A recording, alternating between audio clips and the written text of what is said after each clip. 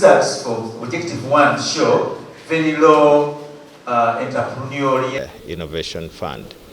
The key ingredient in this project is that it speaks to the entrepreneurial leadership initiatives that should be seen in the UPE schools. As we already know, these schools are grappling with low learning outcomes and achievement by the learners.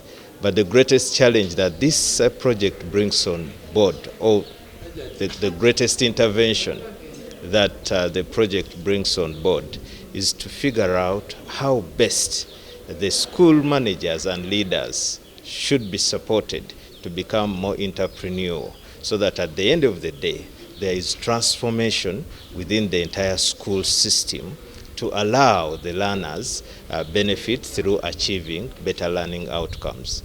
One of the key areas that we focus on here at the College of Education and External Studies is to try and build capacity for the teacher educators, those who will be there to go and train our young ones in their respective schools. Even then, the school managers can be groomed a little more so that they are more entrepreneurial, and at the end of it all, the school system should be able to get transformed.